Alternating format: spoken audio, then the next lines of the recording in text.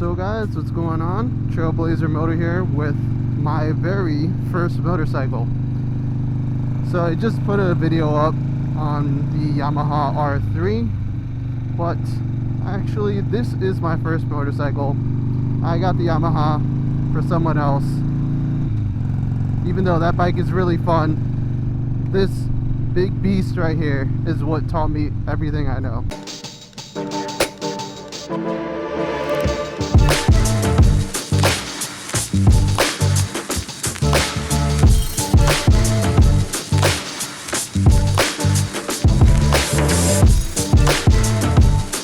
So I got this bike a little over a year ago. I've always wanted a Harley Davidson. My dad actually grew up with one. He had a Sportster 1200 and a custom blue paint job. I remember that bike got me really interested when I was younger. My dad used to let me ride on the back, two up, even though he didn't have a motorcycle license at the time.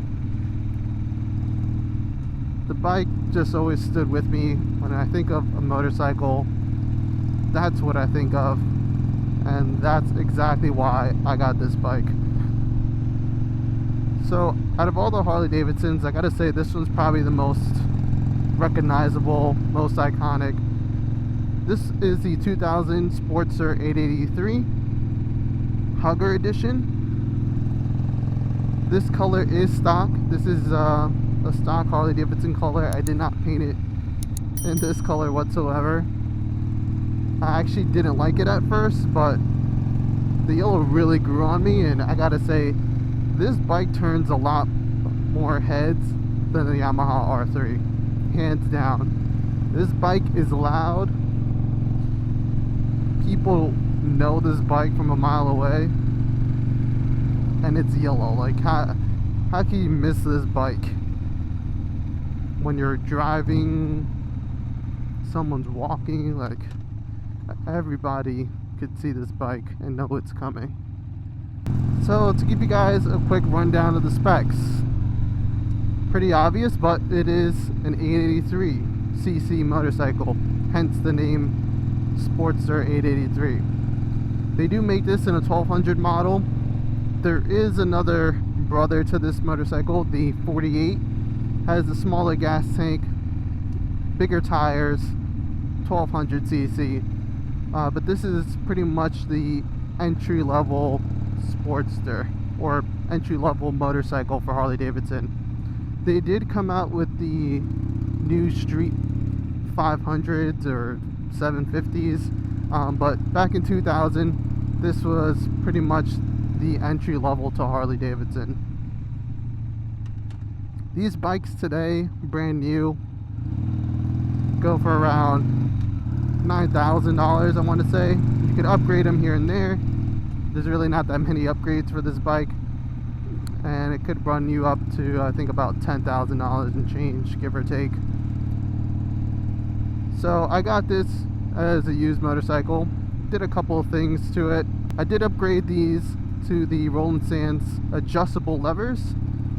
The bike did have forward controls at first. I didn't like how I was able to ride that. It was extremely comfortable, but for me, I do like having my legs against the tank. I like the ability to put some pressure down on both of the pegs. So I went ahead and I got the TC Bros mid control kit for the Sportster. This bike does come with mids from Harley Davidson. You could choose, I think, mids or forwards, but the original owner had the forward controls. Just wasn't a fan. On the highway it was really comfortable. I would strongly recommend it for long rides, but I'm more of a in-town kind of rider, or up in the hills, or like some curvy roads. So I went ahead and switched them. So 883cc, a 4.5 gallon gas tank, MPG, I have no idea whatsoever. I think people have said you could get a little over 100 or around 100. People have said you could get around 100 miles per gallon on the bike. Some people say you could get a little bit more. I honestly am not too sure. I have gotten 100 miles on it, give or take. I'm sure you could get a little bit more out of it, but I typically keep track of how many miles I rode. You can see right here, only did 18 miles since the last time I filled up. As you can see, in terms of technology, this Harley Davidson has absolutely nothing. This is a raw motorcycle. It literally has a speedometer and that's it. No fuel gauge, doesn't have a gear indicator except for neutral. It does have a little light there. No tachometer, literally nothing. This is a bare bones motorcycle, and Harley Davidsons, even the ones you get brand new, in terms of a Sportster at least, do not have any features on it whatsoever. This bike weighs 575 pounds wet. I think it's about 520 dry. The seat height is really good, so for any smaller riders out there, if you're comfortable with the weight, the seat height is about 28 inches, at least the stock seat. I actually do have a Mustang fastback seat on it, so I think it does drop it an extra inch if I'm not mistaken. This seat is definitely a little bit more firm, but also more comfortable. The stock seat was extremely plush, but I found myself always like slipping around in the seat, never having a good grip. So I definitely changed that. It also looked old and made the bike look pretty aged. So this seat gives it a really nice contour line. You can do 2-up on it, but I would suggest some sissy bars if you guys are out there shopping for this seat. So going over some other specs on the bike. This bike is a 5-speed transmission. So unlike other sports motorcycles, this is only 5-speed. It does kind of suck, I'm not gonna lie. Top speed on this bike, even though it is an 883, you got to remember there's a lot of weight on this bike too. I think comfortably the fastest I was able to get it was about 80, maybe 85 miles per hour. You could probably get it to 86 if you could, you know, tuck in a little bit. The clearance on this bike is pretty low, so you can't turn this thing really hard like a sports motorcycle. Still really comfortable, but for you guys out there that are looking for smooth, enjoyable, nice sound, iconic motorcycle, I gotta say this is kind of more up your alley. Those riders out there that want something nice and lightweight, you could throw around, take corners really hard, or at least feel confident on those corners, I would say this bike probably isn't for you. If I could go back, and if I was open to other sports motorcycles, I'd probably get a Yamaha, or I'd even go with a Triumph. I would probably say a Street Triple, but of course that is a faster motorcycle, definitely not a beginner's bike. So far it kind of sounds like I have a little bit more complaints on this bike than things that I like about it. So just to go over some likes and dislikes. So things I love about this motorcycle is definitely the sound of it. It's nice and loud, it has that raspy sound. People definitely know when you're coming. Loud pipes save lives, as they always say. It is, I gotta say, a very historic type of motorcycle. When people think of motorcycles, I'm sure they think of this before they think of some of your other bikes out there. Not to say any other bikes are bad, and not to sound like a Harley boy, but this is the most known bike, I gotta say. So love the sound. I gotta say the comfort level is pretty nice, you know, once I did a small little changes. Other than that, I don't think there's any other pros on this bike. Like, it has okay power, but for the weight, I would prefer some more, especially I feel like I'm kind of growing out of this bike a lot.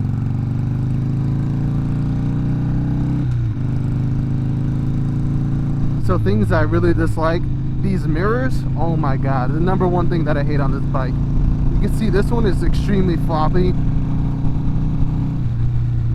It literally moves every time I rev the bike a lot, or if there's a lot of wind. This bike is known for oil leaks. I gotta say, like Harley Davidson's, like, my god, the amount of oil leaks on these bikes. I fixed a few already, so everything's good, but just to know, if you're getting into this bike, you'll probably run into an oil leak eventually. So it picks up kind of nice. It has some low end torque. I guess I'll give that a pro. Other things I dislike though, back to the dislikes. The price on this bike is, I think, a little bit outrageous for what you get. I just think there's so many other bikes you get out there for the same price, even as this old one. Like, I think you could just get better bikes out there for the same price. This bike, I got it kind of cheap. The first owner slightly dropped it, so there's a slight little dent on the tank, but nothing too crazy. So, this bike will probably run you anywhere between 2,000 to 3,000. You know, on this older one. This only has 7,000 miles on it, so it is a pretty low mile motorcycle. But any other newer Harley Davidson out there, like probably 2010 or 2013 and above, expect to pay at least 5,000 and up for those bikes. Other things I dislike is just the lack of tech. This dash is horrible. I mean, yes, you can see your speedometer, cool, but other than that, there's nothing on this. The gear ratios, or just the fact that it has 5 gears, I personally don't like. I do tend to do some highway riding, and I just feel like an extra gear would do justice on this bike. Because once you get in that like 55-60 range, and you're going, you know, pretty decent speeds, I feel like 5th gear is just like dead. It's just a dead gear. The lights on this bike, probably another thing I hate. The front headlight, you can see, is kind of dull. I mean, you can put high beams on. You can see it has high beam, low beam over here. It has a horn, and it has left and right turn signals. But I think it could be a little bit better. I know the new ones, you could upgrade the headlights, but for the price you pay for the bike, I think it should just come stock. Why pay extra?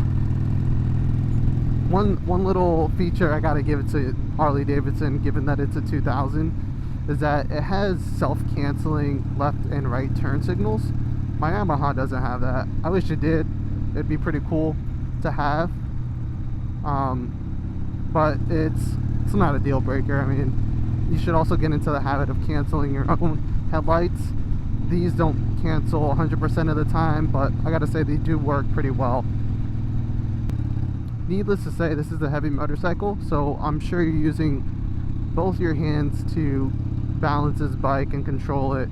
So self-canceling is a nice little feature, but obviously it's not too much to handle. You could cancel this by yourself. Other thing that I probably dislike about this bike, I think I mentioned it already, is the amount of power.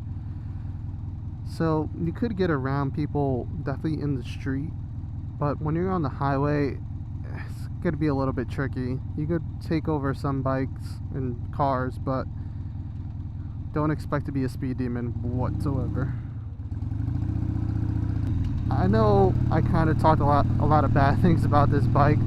It still has a very close place in my heart. I gotta say, I did learn a lot from this bike. I think because it's such a raw motorcycle, because there's not that much tech and it's pretty heavy, and you gotta be confident with the weight. It did teach me, you know, how to turn well, how to position my body, you know, doing U-turns on this and then going to a Yamaha, you know, it's like night and day. If you could do it on this bike, it's gonna feel super, it's gonna feel like you're riding a freaking bicycle when you're on the Yamaha. So even though this is a bad motorcycle, I gotta say there are some things that could improve. Because it's so raw, you guys, I think, will learn the right way. It is heavy, so if weight is a big concern for you, just know that with practice you will get over the fear. You will be able to manage this bike and it'll feel pretty normal to you. Like any other bike's gonna feel super light compared to this, because you're gonna have a lot of muscle memory. You're gonna know how to position yourself well. And I think this is a really good learning platform, especially if you don't want to go necessarily fast for your first motorcycle. This is a great entry point. So guys, I hope you found this video helpful. If you guys picked up the Sportster 883, let me know what you guys think. Drop your comments below. If you have any questions or want to see my review on my Yamaha R3, click the link to the right of this video, and I'll catch you guys next time. Peace.